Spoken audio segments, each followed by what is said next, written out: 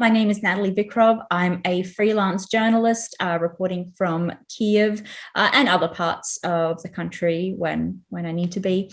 I write for various publications in the UK, the US, a little in Australia, a little bit as well.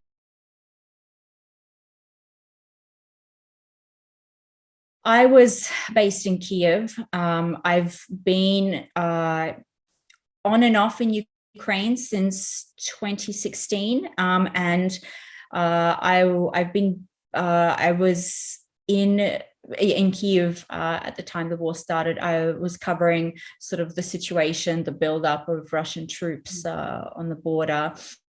And on the morning of the 24th, I was actually meant to be on the 6 a.m. train to the Donbass to cover some stories there. At the time, there was intensive shelling.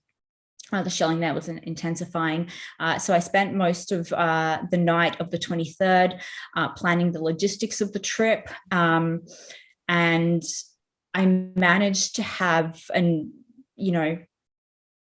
hour nap because obviously there was a lot of information also coming in about the fact that the situation was developing, and there was already anticipation that something's going to happen. I think very few people slept that night. I managed to have about a half an hour nap.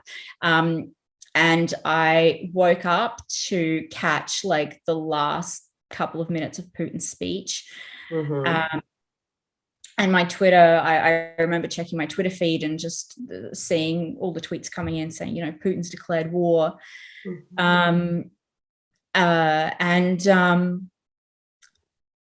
Minutes later, I heard explosions.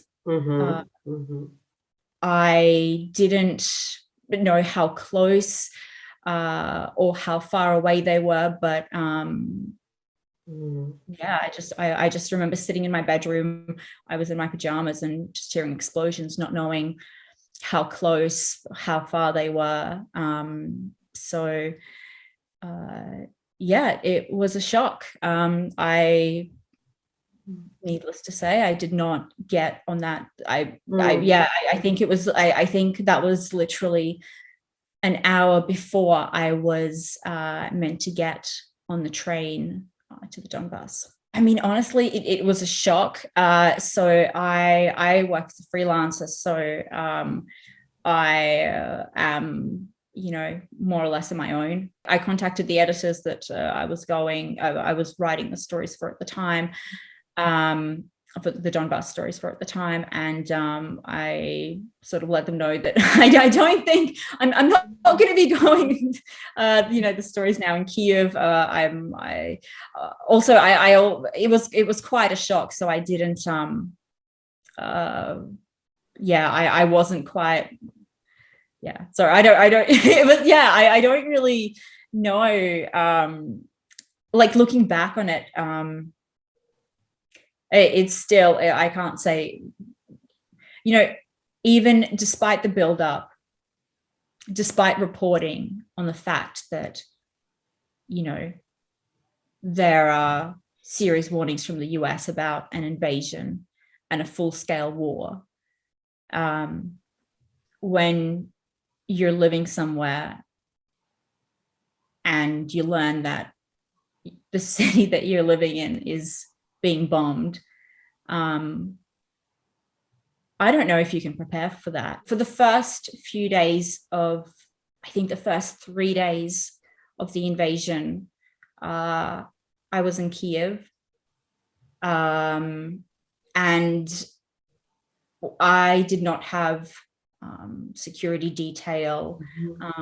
I did have a flak jacket and a helmet, but I did not have a driver or security detail. There was so much information coming in about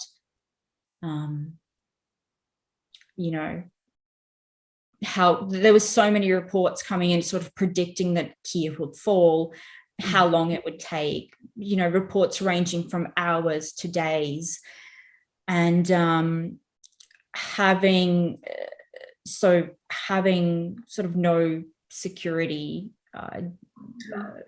detail, having no sort of security detail, I was with some colleagues at the time. We decided that the safest thing for us would be to leave Kiev.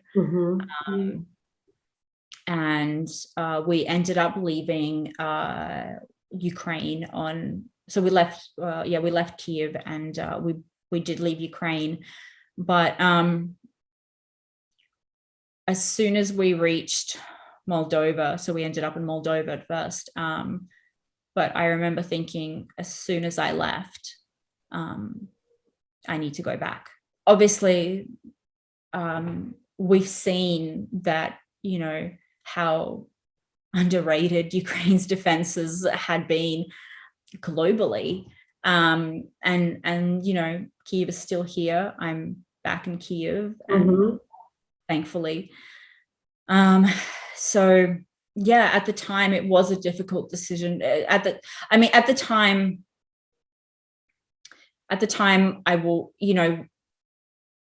we were thinking the first couple of days. I think the first day, I remember, I guess safety was at the first sort of our first concern, because we didn't have much of an idea about how this would actually go. And again, amid the reports that, Kiev was, Kiev was going to fall, and it was very difficult to have that proper. I don't really know. But it was a difficult situation to predict. So we did decide to. I did a bit of a journey around Europe before coming back to Kiev. So me and a colleague, we ended up in Moldova, and as soon as we left Ukraine, I think we both said, we have to go. I think we have to go back at some point, like not immediately, not like in the next 2 days, but like we have to go back. Or I remember, at least speaking to myself, I remember thinking, even if we're not reporting from Kiev, even if it's Lviv, from the border, but we decided we have to go back. So I did a bit of reporting. So while I was in Moldova, I did a story from Moldova. There were also serious concerns about Russia staging it, about the war moving beyond Ukraine's borders there. So there were concerns that, Moldova would be next. So I did a story on that. I briefly, so Moldova's airspace was closed at the time, so there wasn't really a way to, go to any destination. So then I ended up in Romania. And from Romania, I took a flight to London. And from, I had a bit of a brief break there. And I then went back to, then I went to Poland, story from Poland. And then from Poland, I went back to Kiev. And I think we returned to Kiev in mid-April.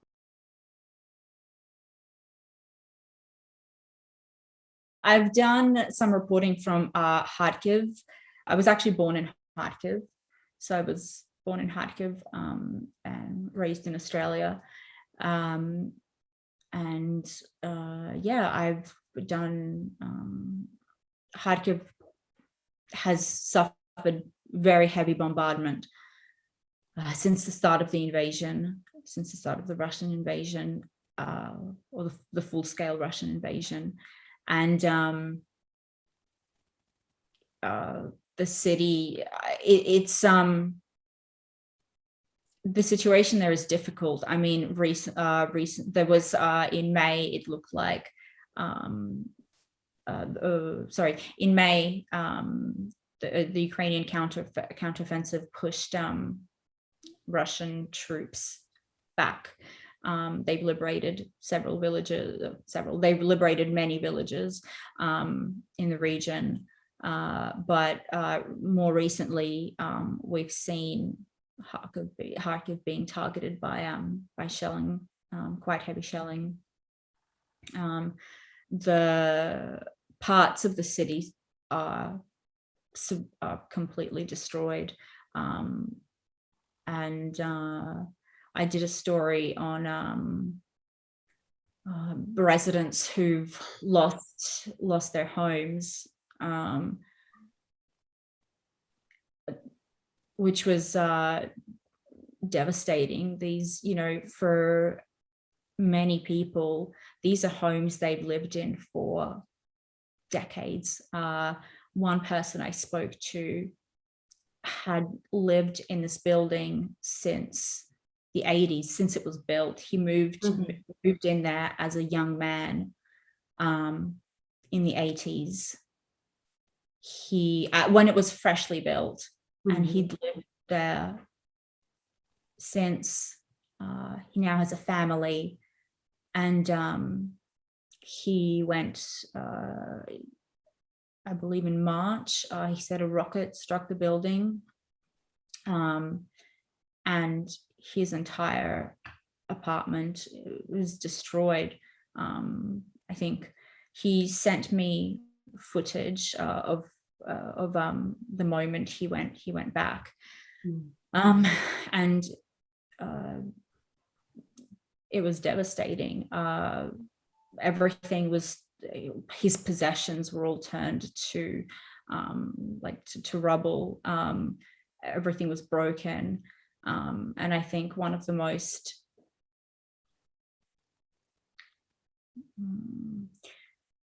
there was one moment where he sort of is walking through the ash and just the broken and burned bits and pieces, and he picks up this mug, and it's this completely, like, the mug is covered in soot, but more or less it's just like sort of this one mug that survived amid the rubble. And I think that was, I think, heartbreaking, just to think that so many people have lost their entire lives.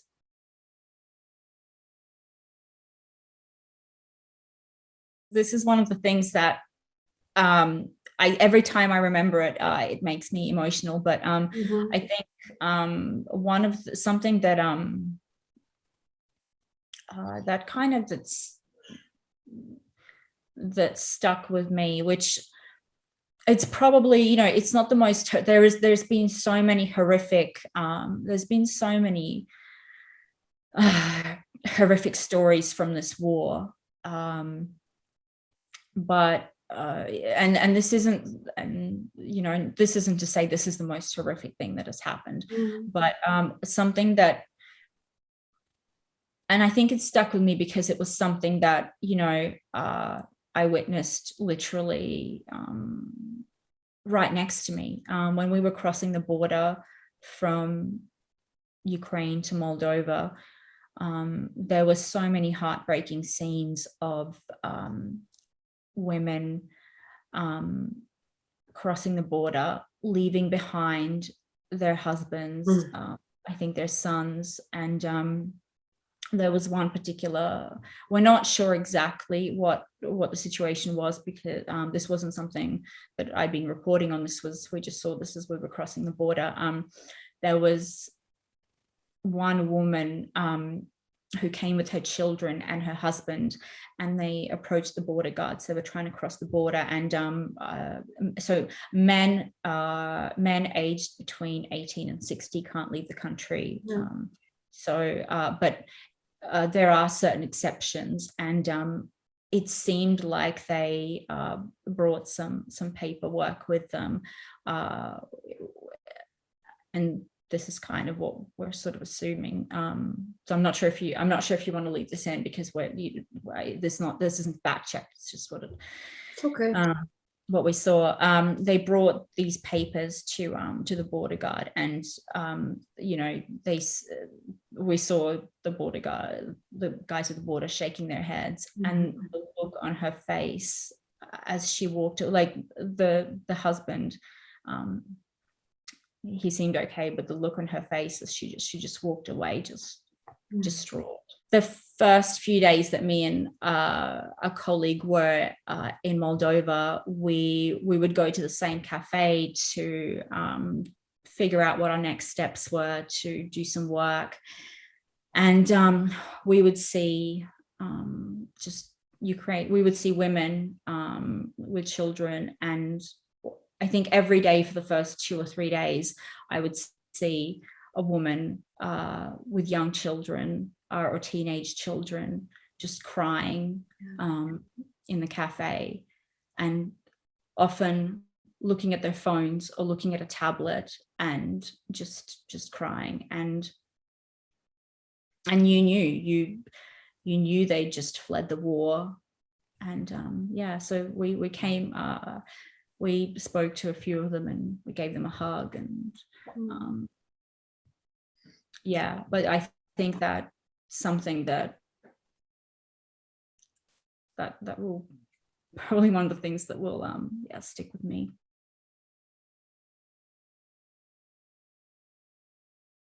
The situation for journalists remains incredibly dangerous here. I think over a dozen, dozens even, have died. I'm not I'm sorry, I'm not exactly sure of the current toll of the exact number, but a number of journalists have been killed reporting on the war, and many more have been injured. For freelancers, I think the situation is especially dangerous. We don't have security detail that many staff reporters and teams do. Freelancers, a lot of the time, that are on their own, often without hostility environment and first aid training,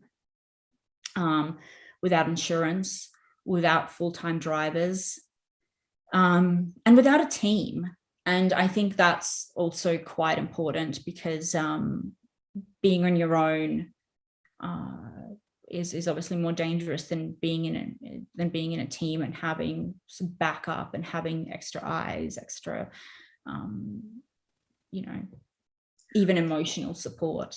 And the fees that freelancers earn per story don't even begin to cover the kind of resources that they need to safely and fully do their job on the ground.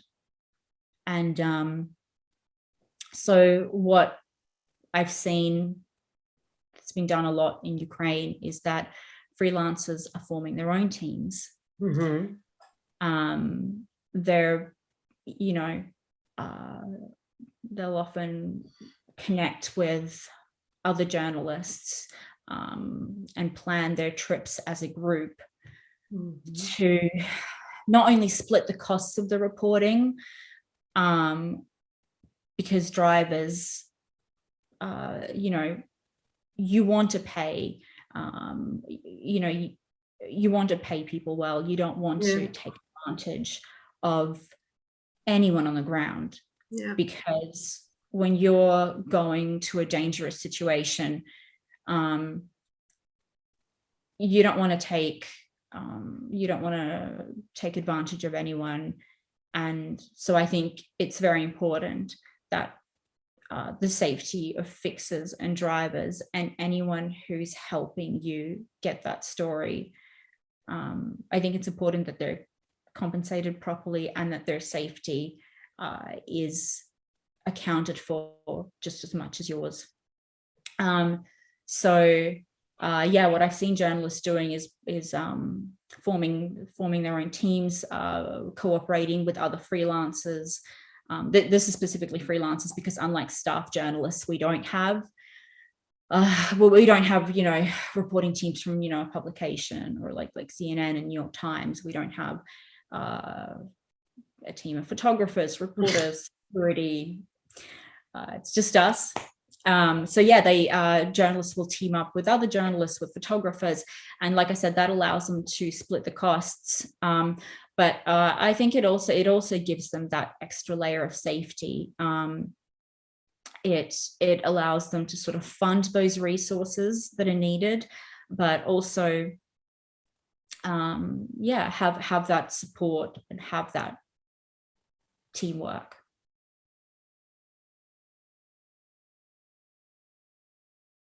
As a freelancer, my work has I've worked largely on humanitarian and human rights issues, social justice, and in that kind of sphere. So I try and I guess write about the vulnerable groups, marginalized groups, and people who are facing hardship. And I guess the purpose of my work right now is to tell their stories.